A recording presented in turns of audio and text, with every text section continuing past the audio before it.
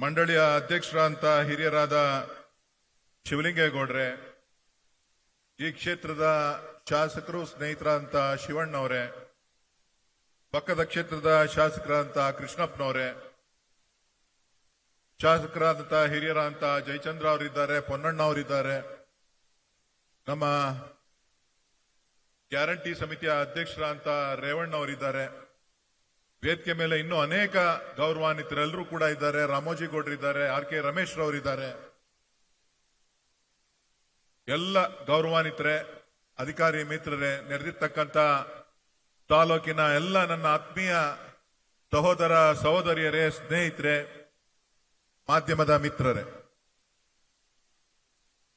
ಗೃಹ ಮಂಡಳಿ ಬಹಳ ವಿಶೇಷವಾದಂತಹ ಚಿಂತನೆಯನ್ನ ಮಾಡಿ ಇವತ್ತು ಒಂದು ಅಂತಾರಾಷ್ಟ್ರೀಯ ಮಟ್ಟದ ಕ್ರೀಡಾಂಗಣವನ್ನ ಆನೇಕಲ್ ತಾಲೂಕಿನಲ್ಲಿ ಇವತ್ತೇನು ಒಂದು ಹೊಸ ಬಡಾವಣೆ ಸುಮಾರು 2,000 ಎಕರೆ ಪ್ರದೇಶದಲ್ಲಿ ನಿರ್ಮಾಣ ಆಗ್ತಾ ಇರ್ತಕ್ಕಂಥ ಈ ಒಂದು ಬಡಾವಣೆ ಆನೇಕಲ್ ತಾಲೂಕು ಅಂತ ಹೇಳಿದ್ರೆ ಕೆಲವರೆಲ್ಲರೂ ಕೂಡ ಕೊನೆ ಭಾಗ ಇಲ್ಲಿ ಯಾಕೆ ಬೇಕಾಗಿತ್ತು ಈ ಅಂತಾರಾಷ್ಟ್ರೀಯ ಕ್ರೀಡಾಂಗಣ ಅಂತ ಹೇಳಿ ಚಿಂತನೆ ಮಾಡ್ತಕ್ಕಂಥದ್ದು ಉಂಟು, ಚರ್ಚೆ ಮಾಡ್ತಕ್ಕಂಥದ್ದು ಉಂಟು. ಬಹುಶಃ ಬೆಂಗಳೂರು ಅರ್ಧ ಜನ ಸುಮಾರು ಏನು ಉದ್ಯೋಗವನ್ನ ಮಾಡ್ತಕ್ಕಂಥವ್ರು ಮತ್ತು ಉದ್ಯೋಗವನ್ನ ಹರಿಸ್ತಕ್ಕಂಥವ್ರು ಎಲ್ಲರೂ ಕೂಡ ಇಲ್ಲಿಂದನೇ ಹೋಗ್ತಾರೆ, ಮತ್ತೆ ಇಲ್ಲಿಗೆ ಬರ್ತಾರೆ. ದಿನದಿಂದ ದಿನಕ್ಕೆ ಜನಸಂಖ್ಯೆ ಬೆಳೀತಾನೆ ಇದೆ. ಬೆಂಗಳೂರು ಜಿಲ್ಲೆಯ ನಗರ ಜಿಲ್ಲೆಯ ಒಂದು ಭಾಗ ಆನೇಕಲ್ ತಾಲೂಕು ಅಂತಕ್ಕಂಥದ್ದನ್ನ ನಾನು ಹೇಳಲಿಕ್ಕೆ ಬಯಸ್ತೇನೆ. ಇದು ಬೆಂಗಳೂರಿನ ಹೊರಗಡೆ ಅಂತಕ್ಕಂಥದ್ದು ಯಾರು ಕೂಡ ತಿಳ್ಕೊಳ್ಳುವಂಥದ್ದಾಗ್ಲಿ, ಇಲ್ಲಿ ಯಾಕೆ ಅವಶ್ಯಕತೆ ಇದೆ ಅಂತಕ್ಕಂಥದ್ದಲ್ಲ.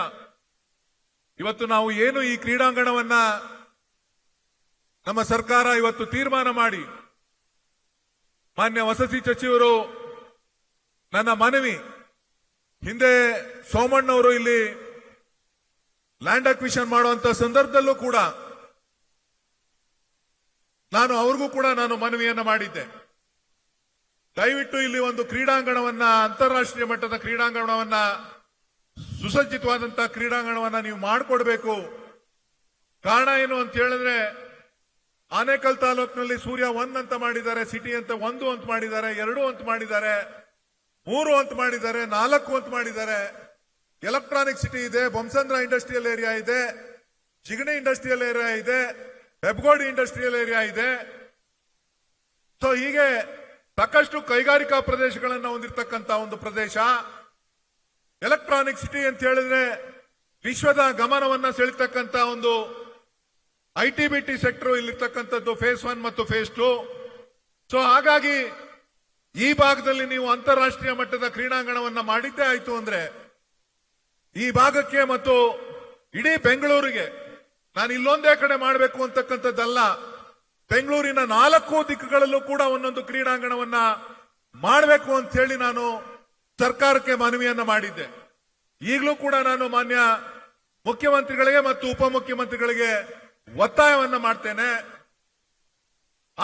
ನಮ್ಮ ಕಂಠೀರವ ಸ್ಟೇಡಿಯಂ, ಅದಾದ ಮೇಲೆ ನಮ್ಮ KCA ಸ್ಟೇಡಿಯಂ, ಅದಾದ್ಮೇಲೆ ನಮ್ಮ ಹಾಕಿ ಸ್ಟೇಡಿಯಂ, ಇದು 3 ಬಿಟ್ರೆ ಮತ್ತೆ ನಾವು ಒಂದು ಕ್ರೀಡಾಂಗಣವನ್ನ ನಾವು ಬಹಳ ವರ್ಷಗಳ ಕಾಲ ಕಟ್ಟಲಿಕ್ಕೆ ಸಾಧ್ಯ ಆಗಲಿಲ್ಲ. ಹಾಗಾಗಿ ಇವತ್ತು ಈ ಭಾಗದಲ್ಲಿ ಮಾಡಿರ್ತಕ್ಕಂಥದ್ದಕ್ಕೆ ಅರ್ಥ ಬಂದಿದೆ, ಒಂದು ಶಕ್ತಿ ಬಂದಿದೆ. ಹಾಗಾಗಿ ಇವತ್ತು ಮಾನ್ಯ ವಸತಿ ಸಚಿವರು ಮತ್ತು ಶಿವಲಿಂಗೇಗೌಡರು ಮತ್ತು ಅಧಿಕಾರಿಗಳ ತಂಡ ಸಂಪೂರ್ಣವಾಗಿ ಏನೇ ಪರ ವಿರೋಧ ಇದ್ರೂ ಕೂಡ ಇದನ್ನ ದೃಢವಾಗಿ ನಿಂತು ಇವತ್ತು ಶಂಕುಸ್ಥಾಪನೆಯನ್ನ ನೆರವೇರಿಸತಕ್ಕಂತ ಹಂತಕ್ಕೆ ತಂದಿದ್ದಾರೆ. ಅವರಿಗೆ ವೈಯಕ್ತಿಕವಾಗಿ ತಾಲೂಕಿನ ಎಲ್ಲ ಜನರ ಪರವಾಗಿ ನನ್ನ ಸಾಷ್ಟಾಂಗ ನಮಸ್ಕಾರಗಳನ್ನ ಹೇಳಲಿಕ್ಕೆ ನಾನು ಬಯಸ್ತೇನೆ. ಬಹುಶಃ ಯುವಕರನ್ನ ನಾವು ಕ್ರೀಡಾಂಗಣದ ಕಡೆ ತರಬೇಕು ಅಂತ ಹೇಳಿದ್ರೆ ಸುಸಜ್ಜಿತವಾದಂತಹ ವ್ಯವಸ್ಥಿತ ಕ್ರೀಡಾಂಗಣವನ್ನ ಮಾಡಿದಾಗ ಮಾತ್ರ ಸಾಧ್ಯ. ಯಾಕೆ ಅಂತ ಅಂದ್ರೆ ಇವತ್ತು ಖಾಸಗಿ ಕ್ರೀಡಾಂಗಣಗಳು, ಖಾಸಗಿ ತರಬೇತಿ ಕೇಂದ್ರಗಳು ಸಾಕಷ್ಟು ಕಡೆ ತಲೆ ಎತ್ತುತ್ತಾ ಇರೋದ್ರಿಂದ ಯುವಕರಿಗೆ ಪ್ರೋತ್ಸಾಹವನ್ನ ಕೊಡಬೇಕಾಗಿರ್ತಕ್ಕಂಥದ್ದು ನಮ್ಮ ಉದ್ದೇಶ ಅಂತಕ್ಕಂಥ ನಿಟ್ಟಿನಲ್ಲಿ ಇವತ್ತು ಈ ಒಂದು ಕ್ರೀಡಾಂಗಣವನ್ನ ಇವತ್ತು ನಿರ್ಮಾಣ ಅಂತದ್ದಕ್ಕೆ ಒತ್ತಾಯವನ್ನ ಮಾಡಿದ್ವಿ. ಆ ಒಂದು ನಿಟ್ಟಿನಲ್ಲಿ ಇವತ್ತು ಸರ್ಕಾರ ಮನ್ನಣೆಯನ್ನ ಕೊಟ್ಟು ಇಲ್ಲಿ ಶಂಕುಸ್ಥಾಪನೆಯನ್ನ ನೆರವೇರಿಸ್ತಾ ಇದ್ದಾರೆ. ಅವರಿಗೆ ಅಭಿನಂದನೆಗಳನ್ನ ಸಲ್ಲಿಸ್ತಾ, ಇದಕ್ಕೆ ಬೇಕಾದಂತ ಸ್ವಲ್ಪ ಮೂಲಭೂತ ಸೌಕರ್ಯಗಳ ಕೊರತೆ ಇದೆ. ಮುಖ್ಯಮಂತ್ರಿಗಳಿಗೆ ಹೇಳಿದೆ ನಾನು, ಎಲ್ಲೋ ಕೊನೆಯಲ್ಲಿ ತಂದು ಹಾಕ್ಬಿಟ್ಟಿದ್ದಾರೆ ಅಂತ ಹೇಳಿ ತಿಳ್ಕೊಳಕ್ ಹೋಗ್ಬೇಡಿ. ಇಲ್ಲೇ STRR ಇದೇ ಲೇಔಟ್ ನಲ್ಲಿ ಬರ್ತಾ ಇದೆ. STRR ಸುಮಾರು 6 ಪಥದ ರಸ್ತೆ ಇಲ್ಲೇ ಬರ್ತಾ ಇದೆ. ನ್ಯಾಷನಲ್ ಹೈವೇ ಇದ್ರ ಹಿಂಭಾಗದಲ್ಲಿ 1 ಕಿಲೋಮೀಟರ್ ದೂರದಲ್ಲಿ ನ್ಯಾಷನಲ್ ಹೈವೇ ಇದೆ.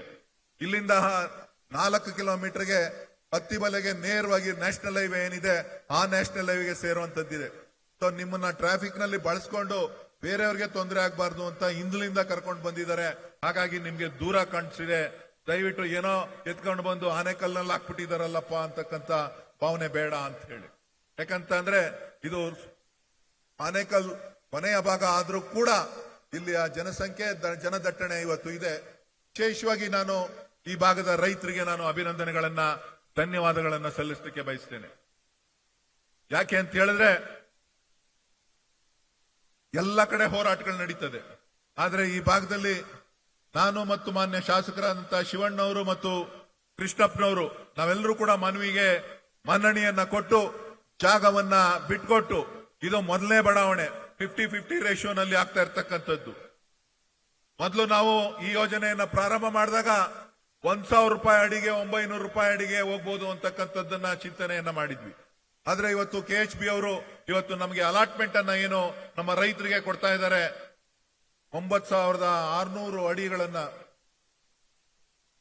10,600 ಅಡಿಗಳನ್ನ ಇಲ್ಲಿ ರೈತರಿಗೆ ಕೊಡುವಂತ ಒಂದು ವ್ಯವಸ್ಥೆಯನ್ನ ಇವತ್ತು ಏನು ಮಾನ್ಯ ವಸತಿ ಸಚಿವರು ಇವತ್ತು ಕೊಡ್ತಾ ಇದ್ದಾರೆ. ಅದರ ಬೆಲೆ ಕನಿಷ್ಠ ಇವತ್ತು ನನ್ನ ಪ್ರಕಾರ ಸುಮಾರು 4.5 ರಿಂದ 5 ಕೋಟಿ ರೂಪಾಯಿ ಆಗ್ತದೆ ಅಂತಕ್ಕಂಥದ್ದನ್ನ ಈ ಸಂದರ್ಭದಲ್ಲಿ ನಾನು ಹೇಳಲಿಕ್ಕೆ ಬಯಸ್ತೇನೆ.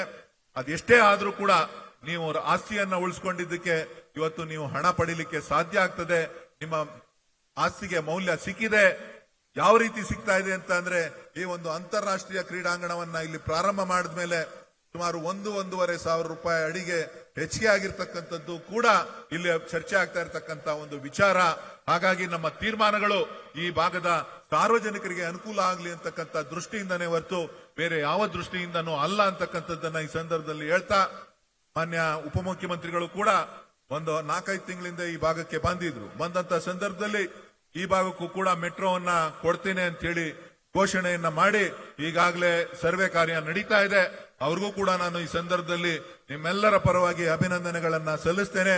ಆದಷ್ಟು ಬೇಗ ಆ ಯೋಜನೆಯನ್ನು ಕೂಡ ಚಾಲನೆ ಕೊಡ್ತಕ್ಕಂತ ಕೆಲಸವನ್ನ ಸರ್ಕಾರ ಮಾಡಬೇಕು ಅಂತ ಹೇಳಿ ಒತ್ತಾಯವನ್ನ ಮಾಡ್ತಾ, ಇವತ್ತು ಈ ಭಾಗಕ್ಕೆ 1-2 ಮುಖ್ಯ ರಸ್ತೆಗಳನ್ನ ಈ ಒಂದು ಲೇಔಟ್ಗೆ ಬರಲಿಕ್ಕೆ ಅಗಲೀಕರಣ ಮಾಡಲಿಕ್ಕೆ ಒಂದು ಒಪ್ಪಿಗೆಯನ್ನ ನಮ್ಮ ಗೃಹ ಮಂಡಳಿ ಕೊಡಬೇಕು ಅಂತ ಹೇಳಿ ಮನವಿಯನ್ನ ಮಾಡ್ತಾ, ನನಗೆ ಅವಕಾಶ ಮಾಡಿಕೊಟ್ಟಂತ ವೇದಿಕೆ ಮೇಲೆ ಮಾತಾಡ್ಲಿಕ್ಕೆ ಅವಕಾಶ ಮಾಡಿಕೊಟ್ಟಂತ ವೇದಿಕೆ ಮೇಲಿರ್ತಕ್ಕಂಥ ಎಲ್ಲ ಗಣ್ಯರಿಗೆ ವಿಶೇಷವಾಗಿ ತಮ್ಮೆಲ್ಲರಿಗೂ ಕೂಡ ನನ್ನ ಅಭಿನಂದನೆಗಳನ್ನ ಧನ್ಯವಾದಗಳನ್ನ ಹೇಳಿ ನನ್ನ ಮಾತನ್ನ ಮುಗಿಸ್ತೇನೆ.